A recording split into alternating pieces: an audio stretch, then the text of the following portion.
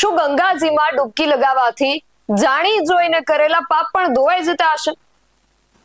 આ પ્રશ્ન આજે એટલે પૂછવો પડે છે કારણ કે આપણા રાજકારણીઓ પર આ પ્રશ્ન એકદમ ફિટ બેસે છે.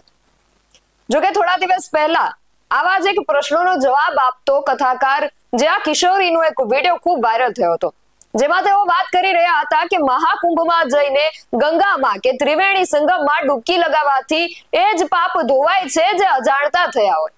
જાણી જોઈને કરવામાં આવેલ ષડયંત્રોના પાપને ગંગા માતા પણ નથી ધોઈ શકતા. એટલે આ શબ્દો હવે કૌશિક વેકરિયાને બરાબર લાગુ પડતા દેખાઈ રહ્યા છે, કારણ કે અમરેલીની એક નિર્દોષ દીકરીને આવી આકરી સજા કરાવડાવીને એ હવે ત્રિવેણીમાં પહોંચ્યા છે જાણી જોઈને કરેલા પોતાના પાપ ધોવા.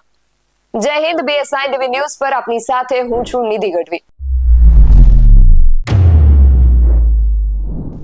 અમરેલીનો લટકાંડ એટલો ચર્ચાયો જેણે આખા ગુજરાતને હચમચાવી દીધું ને આખા ગુજરાતના રાજકારણમાં ખૂબ ગરમાવો આવ્યો.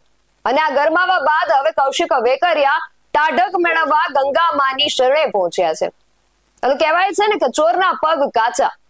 કૌશિકભાઈ ભલે જાહેરમાં મોઢામાં મગ ભરીને ફરે છે, પણ તેમને મનમાં તો ચોક્કસ જ ડર હશે કે એક નિર્દોષ દીકરીને મેં કારણ વગરની સજા દેવડાવી છે, એટલે દીકરીની અને તેના પરિવારની હાય મને ચોક્કસ જ લાગશે, એટલે જ ત્રિવેણીમાં પહોંચ્યા છે. પણ કૌશિકભાઈ, જાણી જોઈને કરેલા પાપ ગંગાજી પણ નથી ધોતા. તમે જેવા ગયા છો એવા જ પાછા આવશો, કારણ કે પાપ ત્યારે ધોવાય છે જ્યારે તેનું પ્રાયશ્ચિત થાય. એ પાયલ ગોટી આજે હાઈકોર્ટ, ડીજીપી અને કોણ જાણે કેટલી ઓફિસોના ધક્કા ખાઈ રહી છે, અને તમે આમ સાવ મૂંગા બોડે ફરો છો. કમસે કમ તમારી ભૂલ સ્વીકારીને તેને પ્રાયશ્ચિત તો કરો, તો કદાચ ગંગાજીની ડૂબકી સફળ થશે. બાકી આમ પાપ ધોવાઈ જતા હોત તો આપણે બધા જેલના બધા કેદીઓને સામૂહિક સ્નાન કરાવી દઈએ. કૌશિકભાઈના આ સંગમ સ્નાન વિશે તમારું શું માનવું છે અમને કમેન્ટ કરીને ચોક્કસથી જણાવજો. આવા જ વધુ અહેવાલો સાથે મળતા રહીશું. તમે મારી YouTube ચેનલને સબસ્ક્રાઇબ કરવાનું અને અમને Facebook અને Instagram પર ફોલો કરવાનું ભૂલશો નહીં. બાકી અવનવી અપડેટ્સ માટે આપ જોતા રહો BSI TV ન્યૂઝ. નમસ્કાર.